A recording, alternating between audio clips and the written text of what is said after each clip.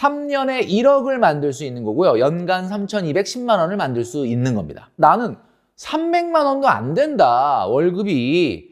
이러면 어떻게 할까? 자, 굉장히 궁금하죠. 자, 제가 오늘 딱 정해드리도록 하겠습니다.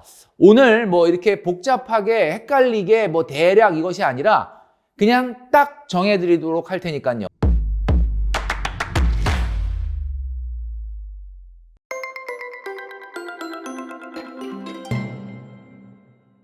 네, 여러분 안녕하십니까. 돈으로 혼쭐 내는 남자 돈줄남 김경필입니다. 올해도 이제 거의 끝나가는데요. 오늘 이 시간에는 2023년도 새로운 계획 어떻게 짜야 할까? 그 중에서도 특히 예산을 어떻게 짜야 하는가에 대한 이야기를 드리도록 하겠습니다. 오늘 영상 끝까지 시청해 주시면 좋겠습니다. 자, 2023년도 예산을 어떻게 짤까? 자, 2023년도는요. 계속해서 말씀드리고 있지만 드디어 터널로 들어가는 시기가 되겠습니다. 지금 보여드리는 그림은 참 아름다운 그림이네요. 예, 놀러 가서 이렇게 사진을 찍은 것 같은데 이제 터널에 진입을 하게 되면은 어두워질 겁니다. 2023년도는 우리가 각오를 하고 있겠지만 당연히 이제 터널로 들어가는 시기다라는 말씀을 드렸는데 저 끝에 한 줄기 이렇게 빛이 좀 보일 때까지 좀 당분간은 좀 어두울 가능성이 있죠. 자, 우리가 1년 예산을 어떻게 짤 것인가 하는 이야기를 오늘 하려고 하는데 자, 국가도 말이죠. 국가도 1년 예산을 짜기 위해서 지금 고심 중에 있습니다. 자, 예산안이 이제 올해 연말까지 통과가 돼야 되는데 자, 국가도 내년에 어떻게 예산을 짤까 이렇게 고민하는 것처럼 우리 개인도 이제 내년에 어떤 예산을 어떻게 사용할 것인지를 생각할 때가 됐다라는 거죠. 자, 우선 첫 번째는 말이죠. 지난 시간에도 한번 말씀드렸지만 예산을 짜기 전에 얼마를 모을 것인가 라는 내용을 생각해야 된다라고 말씀드렸습니다. 왜냐하면 얼마를 모을 건가를 생각해야만 얼마를 쓸 것인가가 결정나기 때문이죠. 바로 재테크에서 가장 중요한 것은 먼저 모으고 그 다음 쓰고 그리고 나서 분리고를 해야 된다라는 겁니다. 그래서 얼마를 쓸 건가라는 걸 모아야 된다 말씀드렸고요. 그 다음에 두 번째는 월 예산입니다. 월. 한 달에 얼마 정도를 쓸 건가. 자, 1년은 12달입니다. 그러니까 한마디로 말해서 12번이 똑같이 반복이 되는데 정기적으로 써야 되는 거 있지 않습니까? 매달 안 쓸 수 없는 거. 그런 것들 내가 어떻게 예산을 잡을 것인가. 그 다음에 마지막 세 번째는 말이죠. 연간 예산입니다. 이 연간 예산은 매달 쓰는 비용은 아니지만 특정한 달에만 나가는 비정기적인 예산을 얘기합니다. 우리가 계절 지출 얘기를 많이 했는데 계절 지출이 바로 이런 것 중에 하나겠죠. 연간 예산. 자, 이 세 가지를 어떻게 짤 건가 지금부터 하나씩 알아보도록 하겠습니다. 자, 1년 얼마 모을 것인가? 자, 제가 오늘 딱 정해드리도록 하겠습니다. 오늘 이렇게 복잡하게 헷갈리게 대략 이것이 아니라 그냥 딱 정해드리도록 할 테니까요. 오늘 이 금액에 맞춰서 예산을 짜시기를 바란다 라고 말씀드릴 수 있습니다. 자, 첫 번째, 월소득 400만 원 이상이다. 400만 원 이상이라고 하면 400도 포함되고 500도 포함되고 600도 포함되겠지만 통상적으로 봤을 때 700만 원 이상 엄청나게 고소득 이런 분들을 제외하고 보통 우리가 가장 많은 분들이 포진해 있는 곳이 아무래도 직장인들 중에는 이제 500만 원 미만이니까 자, 500만 원 미만이라는 것을 먼저 생각을 해보고요. 월소득 400만 원 이상이다 라고 한다면 월 265만 원을 모아보자 라는 겁니다. 자, 월 265만 원이면요. 지금 금리로 3년에 1억을 만들 수 있는 거고요. 연간 3,210만 원을 만들 수 있는 겁니다. 자, 월소득 350 이상이다. 그러면 월 196만 원을 저축해보자. 이거는 4년에 1억을 만드는 거고요. 1년에는 2,370만 원 정도를 모으는 겁니다. 자, 그러면 나는 월급이 한 300만 원 정도다. 그러면 155만 원을 좀 모아보자. 자, 이거는 5년에 1억을 만드는 거라고 그랬고 1년엔 1,880만 원을 만드는 겁니다. 자, 그럼 여기까지는 그렇다 치고 야, 그러면 나는 300만 원도 안 된다. 월급이. 이러면 어떻게 할까? 자, 굉장히 궁금하죠. 자, 300만 원이 안 된다 하더라도 똑같이 155만 원을 해야 됩니다. 자, 오늘 제가 올해 가장 많이 강조했던 것 중에 하나가 국민적금, 국민적금입니다. 그러니까 이유 여하를 막론하고 금액을 떠나서 일단 155만 원, 5년에 1억 1,880만 원은 모아야 된다라는 이야기입니다. 그럼 내가 월급 250인데 어떻게 모으느냐? 우리가 전 영상을 통해서 한번 말씀드렸죠. 250이라 하더라도 155만 원을 일단 모아라 라고 말씀드렸습니다. 자, 이렇게 얼마를 모을 건지를 예산을 딱 잡아 놓으면요, 이제 내가 얼마를 쓸 수 있는지는 자동으로 세팅이 되게 돼 있습니다. 자, 그러면 월 예산부터 한번 알아볼까요? 월 예산을 내가 어떻게 써야만 하는지. 자, 여러분, 이 예산을 만들 때 정기적으로 매달 쓰는 돈 같은 경우는 한번 잘 정해 놓으면 이게 12달 반복이 되기 때문에 좋은 방향으로 갈 수밖에 없겠죠. 자, 우선 엥겔 지수를 알아보도록 하겠습니다. 올해 돈줄남에서 가장 많이 이야기했던 것 중에 하나인데, 자, 1인 가구라면은 엥겔 지수는 소득의 25에서 15% 사이에서 형성이 되는 것이 적당하다라는 겁니다. 자, 그렇다면 월 소득 500만 원 이상이다. 그러면 15%만 써도 됩니다. 75만 원. 말씀드렸죠. 엥겔 지수는 소득이 올라갈수록 엥겔 지수 자체는 떨어진다라는 겁니다. 자, 소득이 250만 원이다. 그러면 25%까지는 써야 되겠죠. 한 63만 원? 63만 원. 20%를 써서 50만 원 정도 안으로 좀 해결이 되면 제일 좋겠지만 25%까지는 허용이 된다라는 거예요. 60만 원 정도, 63만 원 정도까지는 해당이 된다라는 거예요.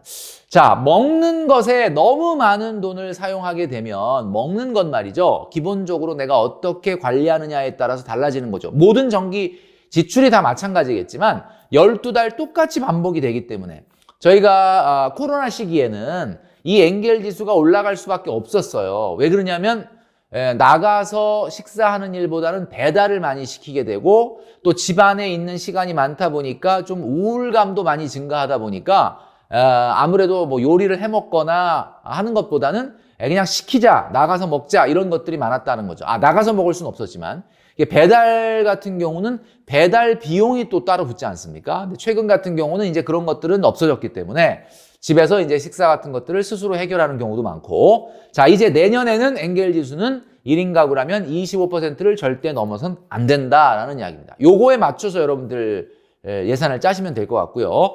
그 다음에 교통통신비, 돈줄남에서 올해 이야기를 했었는데 소득의 5%에서 7% 사이가 돼야 된다. 절대로 어떤 경우라도 7%가 넘어가는 교통비와 통신비가 발생해서는 안 된다라는 겁니다. 자, 그러니까 월 소득 500만 원이다라고 하면 한 25만 원 정도? 5%로 해서요. 월 소득 250이라고 하면 7%, 아무리 많더라도 한 17, 8만 원 이상은 넘어가면 안 되겠다라는 겁니다. 자, 이 기준을 가지고 여러분들이 반드시 월 정기소득의 소비에 대한 예산을 만드시면 아무 문제가 발생하지 않을 거다라는 겁니다. 자, 그 다음에 세 번째는 문화생활비 여가 비용입니다. 자, 문화생활비와 여가 비용은 소득의 10% 이내가 적당하다. 월소득 500만 원인 사람은 50만 원, 월소득 250만 원인 사람은 25만 원을 넘지 않도록 한번 짜보자라는 겁니다. 자, 여가 비용이나 문화생활 비용이라는 것은 여러분 아시겠지만 반드시 내가 돈을 써야만이 해결되는 것도 아닙니다. 잘 보면요, 우리가 문화생활이라는 것 자체가 반드시 돈을 주고 공연을 본다든지 돈을 보고 스포츠 관람을 한다든지 꼭 돈을 보고 할 수 있는 것만 있는 것은 절대 아닙니다. 여러분들이 이 예산 안에서 문화생활과 여가 비용을 잘 좀 조절한다라고 하면 충분히 소득의 10% 안에서도 훌륭한 문화생활과 여가생활을 즐길 수 있다라는 거죠. 자, 그 다음에 네 번째는 말이죠. 여가생활은 반드시 소비로만 해결되는 것이 아니다라는 거. 좀 전에 말씀드렸던 것처럼 우리가 한계 효용 체감의 법칙이라는 것을 올해 돈줄남에서 많이 이야기를 했었습니다. 그러니까 한마디로 말해서 가장 우리가 즐거운 여행 중에 하나는 오랜만에 가는 여행이고 가장 맛있는 치킨은 오랜만에 먹는 치킨이다.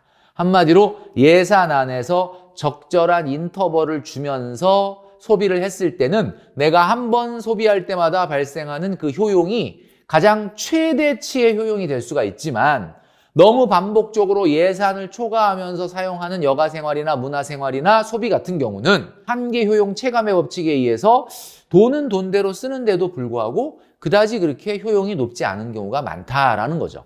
자, 이 네 가지를 여러분들 중점적으로 생각하시면서 예산을 짜신다면 2023년도의 예산은 적은 금액을 사용하더라도 별 문제가 없게 넘어갈 수 있을 것이다 라는 이야기입니다.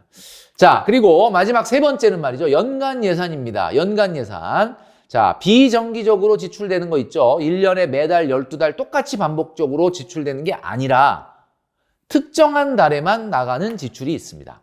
자, 이것은 월 소득의 1배 정도가 적당하다라는 겁니다. 여러분 꼭 기억하시기 바랍니다.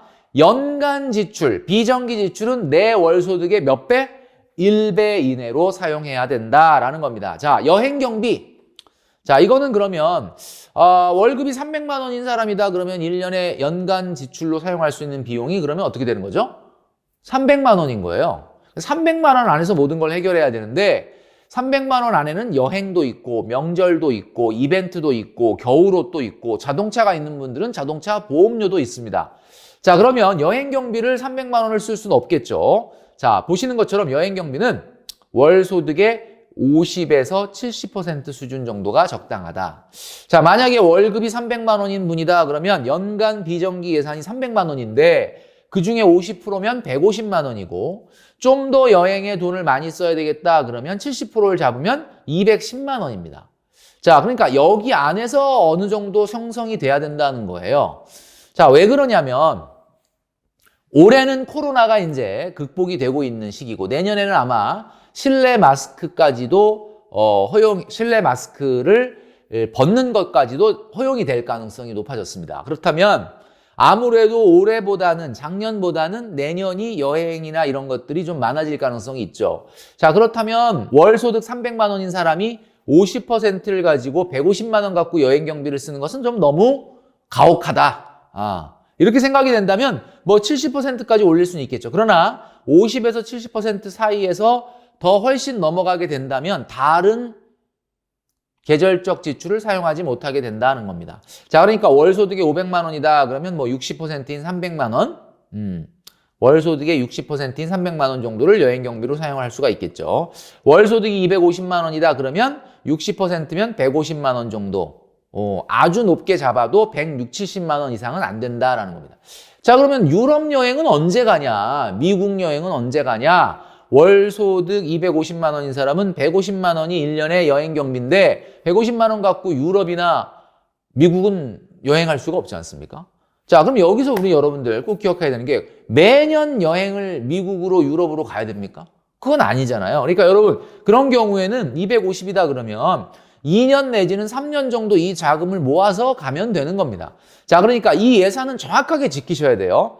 자, 그래서 말씀드리지만 내 월 소득의 1배 이내가 연간 지출이 돼야 되는데 그중에 연간 지출 안에서 여행 경비는 월 소득의 한 50에서 70%, 평균 60% 정도가 적당하다라는 거죠. 자, 이벤트 비용이 있습니다. 이벤트 비용은 연간 예산의 10에서 15% 정도 수준이 적당하다라는.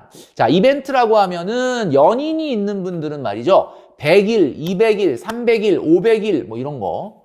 근데 그걸 왜 이렇게 100일 단위로 꼭 해야 되나 이런 생각이 들긴 하는데 그 다음에 생일이라든지 뭐 기념일 같은 걸 챙기는 것도 있고 우리 부모님 같은 경우는 엄마 생일, 아빠 생일, 그 다음에 5월 8일 날은 어버이날이죠. 이런 때는 우리가 선물을 또 드려야 되는 거 아니겠습니까? 그리고 형제, 자매, 그리고 가까운 친구들한테는 그래도 생일날 아주 작더라도 선물을 하는 것이 기본적인 문화니까 이런 비용들을 얼마를 할까라는 것을 미리 예산을 정해 놓으라는 거예요. 자, 그럼 만약에 월 소득이 500만 원인 분이 10%라고 하면 50만 원 아닙니까? 자, 그러면 50만 원이라는 예산을 머릿속에 그린 다음에 엄마, 아빠, 언니, 동생, 친구 이 생일들을 어떤 배분을 할 것인지 어떤 웨이트로 어떤 안배를 줄 것인지를 생각을 해야지 엄마 생일, 아빠 생일, 친구 생일 다 하고 나서 나중에 얼마 썼나 보면은 100만 원, 150만 원을 쓸 수도 있다는 이야기입니다. 그러니까 예산이라는 게 그만큼 중요하다는 거죠. 자, 월 소득 250만 원인 분은 뭐 15%까지 쓴다면 한 38만 원. 자, 이 안에서 고민을 해서 짜야 된다라는 이야기입니다. 자, 그 다음에 그러니까 예를 들면 이런 거죠. 세 번째 연간 예산인 비정기 지출을 쓰려면, 예산을 잡으려면 비정기 예산은 만약에 월 소득이 300만 원이다. 그러면 비정기 지출의 예산은 얼마라고요? 300만 원이죠. 자, 그러면 어떻게 짜느냐? 자, 여행 200만 원, 이벤트 30만 원, 명절 30만 원, 겨울옷 40만 원. 자, 이런 식으로 짜라는 겁니다. 한마디로 이 300만 원이라는 예산을 넘으면 안 돼요. 예를 들면 여행에 힘을 주고 싶다.